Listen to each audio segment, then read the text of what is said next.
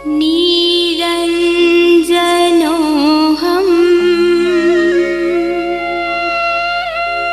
जगदीशरोऽहम्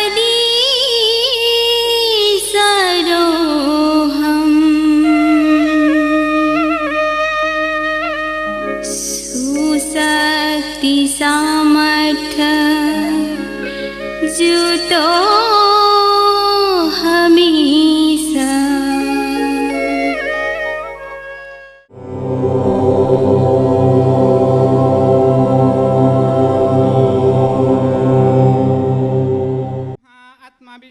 आत्मदेव महेश्वर आत्मसाक्षात् परम ब्रह्म तस्मै श्री आत्मये नमः।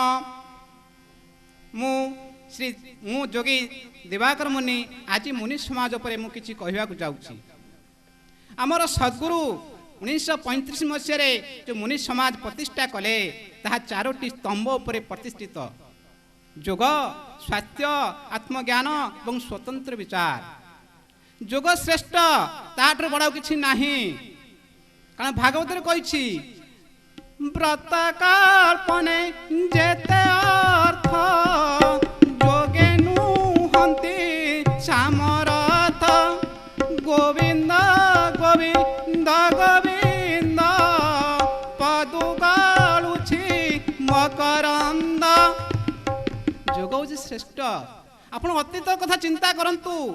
अतीत जो मुनि ऋषि थे महान शक्तिर अधिकारी थे महान ज्ञानर अधिकारी थे कारण ये जोग करुले। जोगर अर्थ को परिप्रकाश करवा जोगर अर्थ हूँ चित्त वृत्ति निरोध। चित्त माने मन वृत्ति माने इंद्रिय कारण वृत्ति को कहती इंद्रिय को कहती वृत्ति स्वरूप। एग्जाम्पल आखि गोटे इंद्रिय तार वृत्ति हूँ देखा तेणु जोग कले मन स्थिर हुए मन संयम हुए एवं इंद्रिय मान संयम हुंती।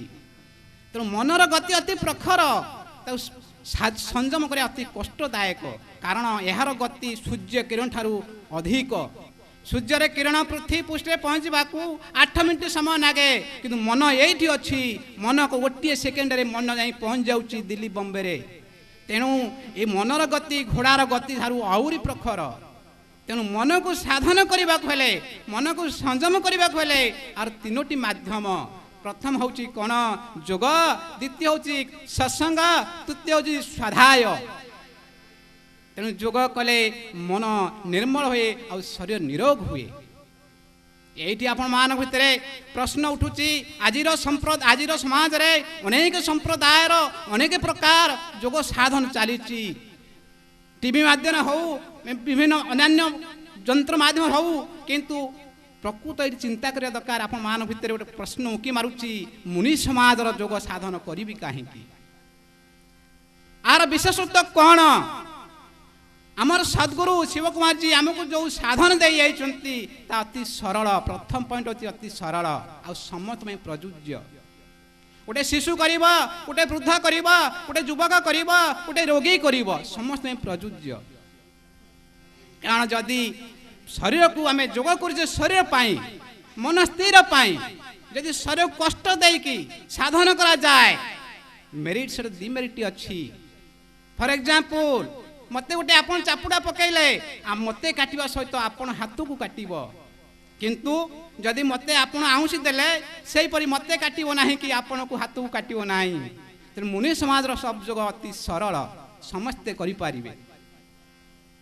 कारण आपन देखंतु गोटे माल गोटे पहिली मान तार युवक अवस्था रे 2 क्विंटाल 3 क्विंटाल माल टेकी दे पारुछि।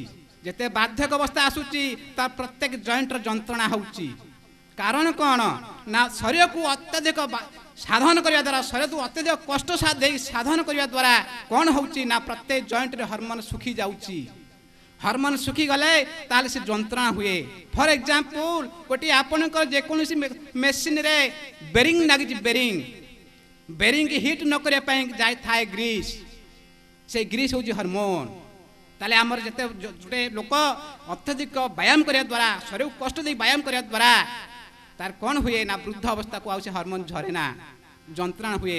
आपण यदि बुझी पारंतु आपण देखंतु बेसी जो माने मिलिटरी चाकरी करिसंती सेही मानको पचारंतु से मानको बाध्य अवस्था रे प्रत्येक जॉइंट रो जंत्रणा हुए।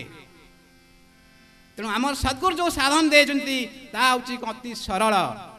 यही गोटे आपन को गोटे उक्ति कहूँ दिने कर बुद्धदेवंकर गोटे राजकुमार तांकर शिष्यत्व ग्रहण कले शिष्यत्व ग्रहण कले तापर से राजप्रसाद को गले ना से शिष्य ग्रहण रहिले किछि दिन गला परे बुद्धदेव तांको शिष्य मान को पचारे अरे बाबूरे आमर जो राजपुत्र आम शिष्यत्व ग्रहण करिसेंती तांकर गतिविधि किपरि शिष्य माने कहले बुद्धदेव को कहले से बहुत शरीर को कष्ट देकी साधन करुचंती यही प्रबल शीतरे घंटा घंटा पानी रे बसी साधन करुचंती आउ कौन करुचंती ना चारिकर निया जाली की मझिरे साधन करुचंती से तो बुद्धदेव तांको डाकिले डाक तांको राजकुमार आसिले राजकुमार आसिकी पचारे बुद्धदेव पचारे तुमको किपरि लगुच ना बहुत भल लगुच ना राजप्रसाद भल लगुला ना यही आश्रम भल लगुच ना ये आश्रम बहुत भल लगुच ना अच्छा ठीक अच्छी आपन जब राजपुत्र थे कौन करुले ना मु भल गीत गाए ना आउ कौन करुले ना मुझे बड़ भल वीणा बादक मु वीणा बजाए ना अच्छा ठीक अच्छी से वीणार डोरी को जब आम ढिला करदबा कौन हम ना स्वर आसब ना। अच्छा ठीक अच्छी से वीणार डोली के जब अधिक टाइट करदबा कौन हम ना छिंडी जबार आशा बहुत स्वर भी ठीक आसब ना।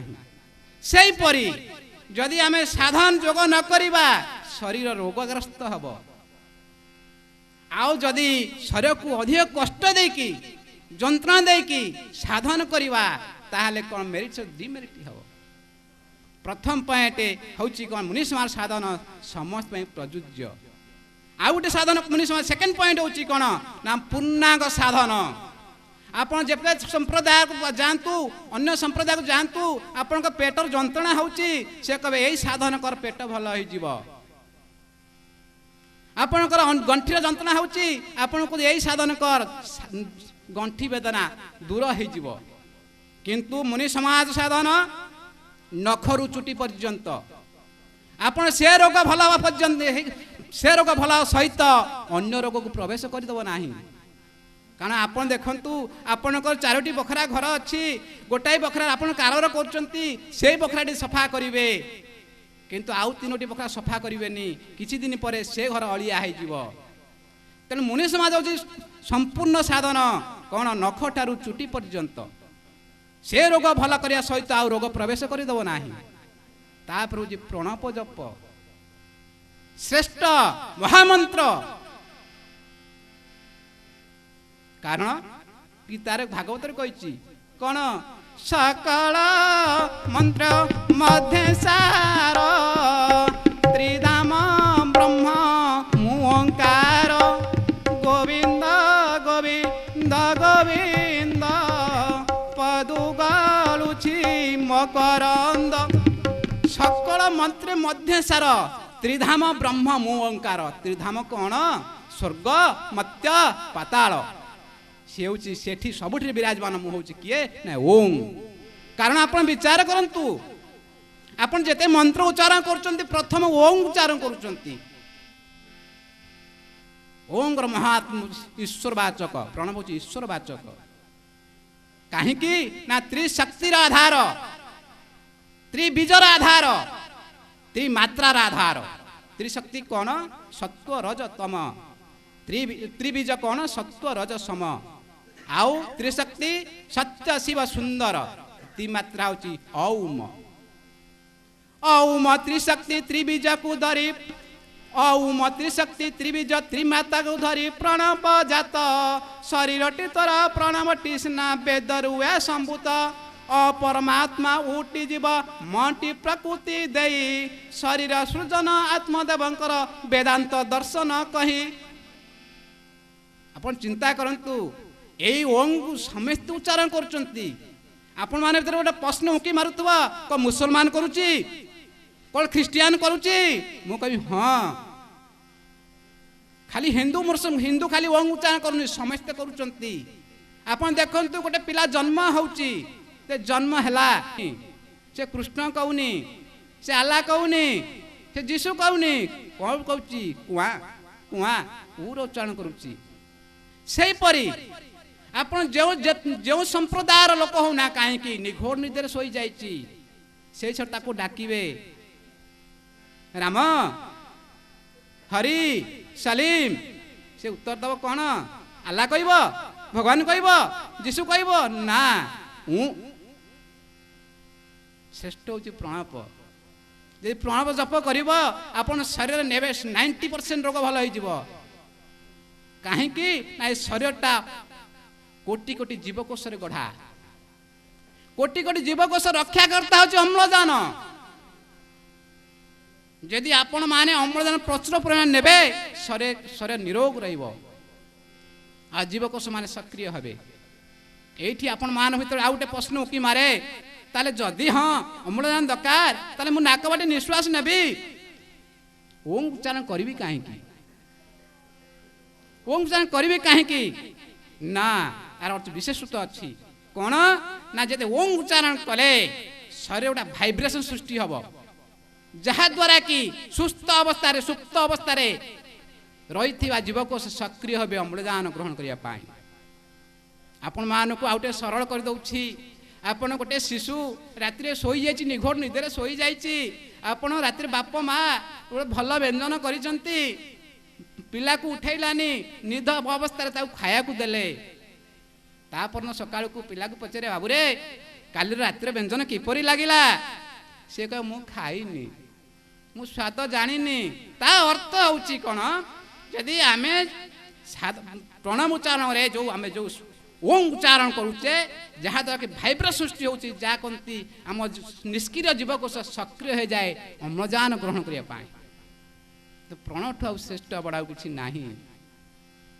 ଆପଣମାନେ ମୁନି ସମାଜର ଯେଉଁ ସାଧନ ଯେଉଁ ଆମ ସଦ୍ଗୁରୁ ଯେଉଁ ଦେଇଯାଇଛି ପ୍ରଣବ ଜପ ତା ସହିତ ହେଉଛି କ'ଣ ପ୍ରାଣାୟାମ ବଞ୍ଚି ଥାଉ ଥାଉ ମରେ ଯିଏ ବଞ୍ଚିବାର ସ୍ୱାଦ ପାଏ ସିଏ ପ୍ରାଣାୟାମ ପ୍ରାଣକୁ ଆୟତ୍ତ ପ୍ରାଣାୟାମ ମୃତ୍ୟୁ ଗର୍ଭରୁ ମୃତ୍ୟୁ ପର୍ଯ୍ୟନ୍ତେ ଅବିରତି ତାର ଗତି ପ୍ରାଣାୟାମ ବେଳେ ରୋଧି ପାରିଲେ ତୁ ପାଇବୁ ପରମ ଗତି এই ପ୍ରାଣ ଶକ୍ତିର ହେଉଛି ମୃତ୍ୟୁ ଗର୍ଭରୁ ସୃଷ୍ଟି ହେଇଛି ରହିଛି ଆଉ ମୃତ୍ୟୁ ପର୍ଯ୍ୟନ୍ତ ଅଛି ତାକୁ କିପରି ସାଧନ କରିବୁ ନା ପ୍ରାଣାୟାମ କରିକି ଆମର ମୁନି ସମାଜ ପ୍ରାଣାୟାମ ଅତି ସରଳ ସମସ୍ତେ ପ୍ରଯୁଜ୍ୟ ଗୋଟେ ବୃଦ୍ଧ କରିପାରିବ ଗୋଟେ ଯୁବକ କରିପାରିବ ସମସ୍ତେ ପ୍ରଯୁଜ୍ୟ ତେଣୁ ସଦ୍ଗୁରୁ ଆମ ଯେଉଁ ପାଇଁ ଦେଇଯାଇଛନ୍ତି ଯେଉଁ ଯୋଗ ତାହା ହେଉଛି ଅମୂଲ୍ୟ ତା ମୂଲ୍ୟ କେହି ଦେଇପାରିବେ ନାହିଁ ସମସ୍ତେ ପାଇଁ ପ୍ରଯୁଜ୍ୟ କିନ୍ତୁ ଆଜିର ସମାଜରେ ଯୋଗକୁ ବିଭିନ୍ନ ଉପାୟରେ ବ୍ୟବସାୟ ସୂତ୍ରରେ ପରିଣତ କରିଛନ୍ତି କିନ୍ତୁ ଆମର ସଦ୍ଗୁରୁ ଯେଉଁ ସାଧନ ଦେଇଛନ୍ତି ସେ ଯେଉଁ ବ୍ରହ୍ମବିଦ୍ୟାକୁ ହାଟରେ ବିକ୍ରି କରାଯାଏ ନାହିଁ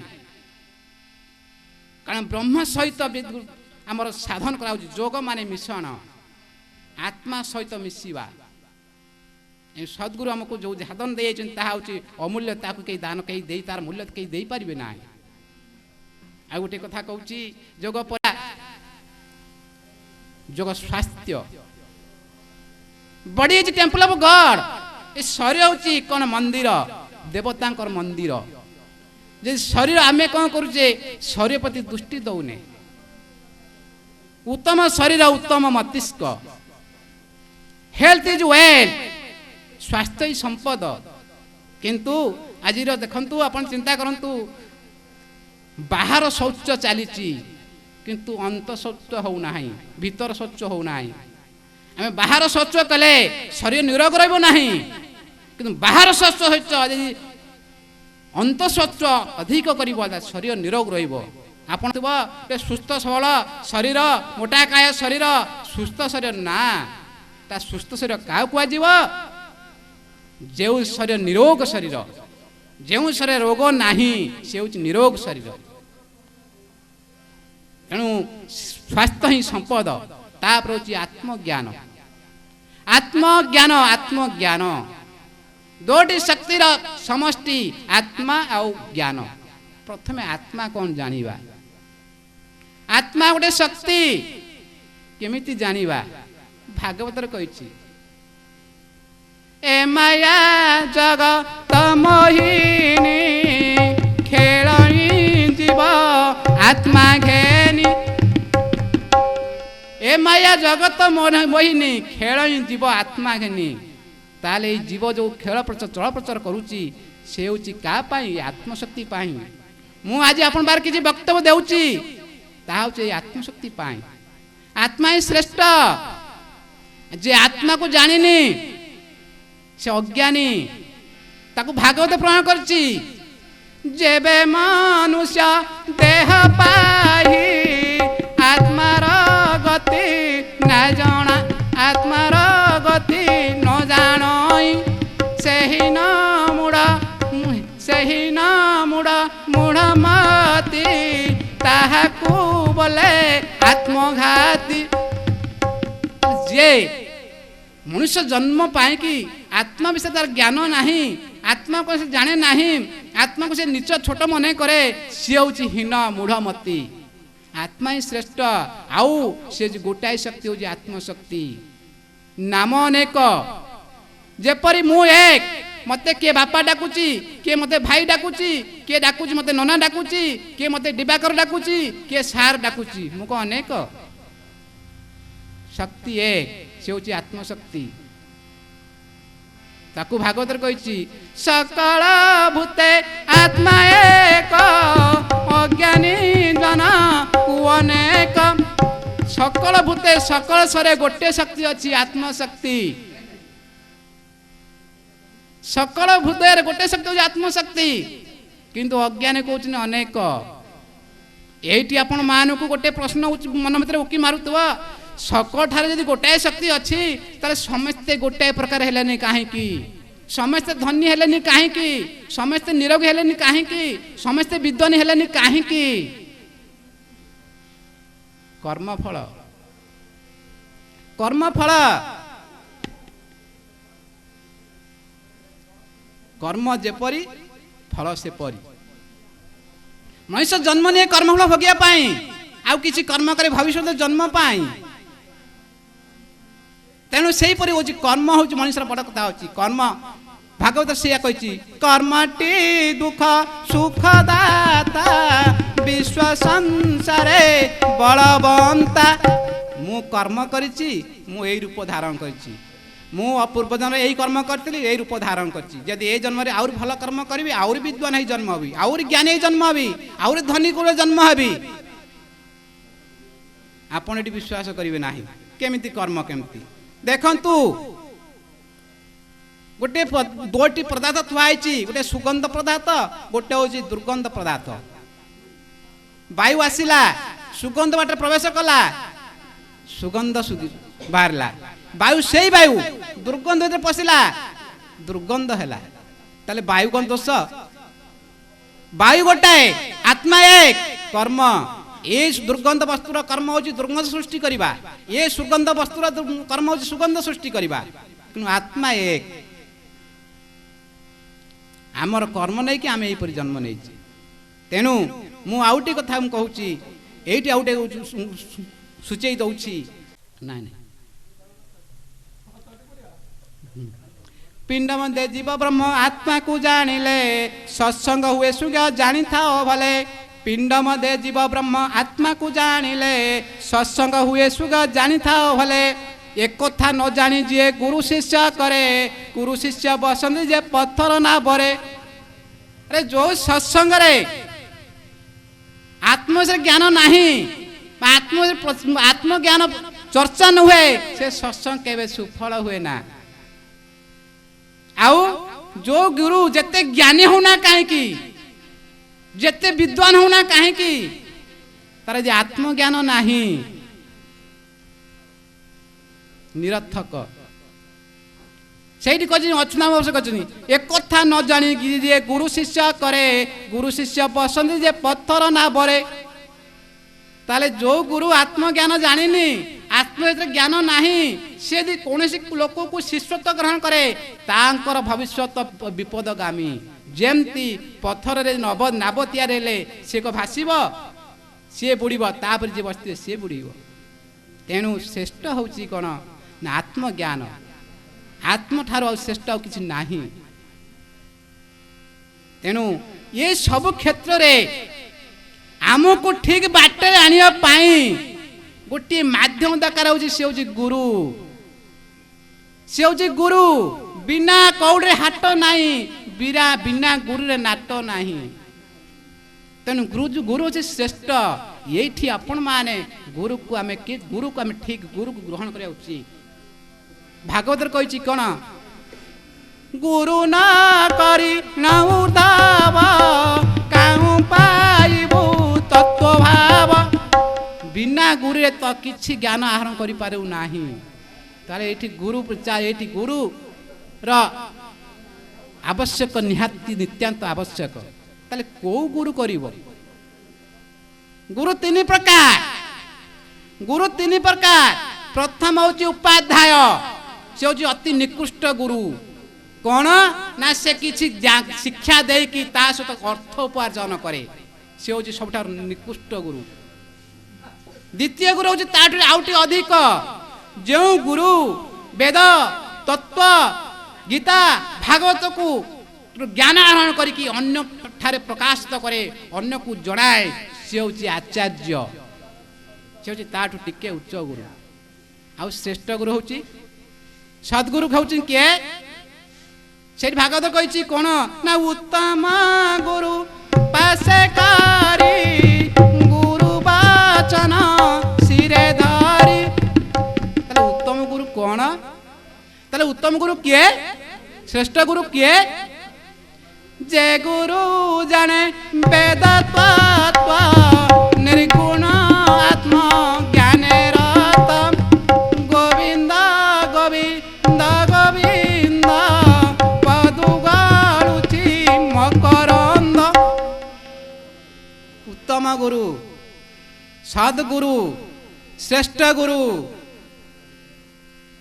कबीर कहते कौन तीर्थ मिले तो एक फल तीर्थ मिले तो एक फल गुरु मिले तो चार सद्गुरु मिले तो अनंत फल कहत कबीर विचार तीर्थ कले आपण गोटे फल पाइबे कौन पाप दूर हब गुरु कले चारोटी फल पाइबे कौन धर्म अर्थ काम मोक्ष आउ सद्गुरु कले तो कौन पाइबे अनंत फल से हूँ आमर सद्गुरु शिवकुमार शास्त्री मु मोर एतिकी कहीकि मु आपण मान ठारू विदाय नौची जय जी।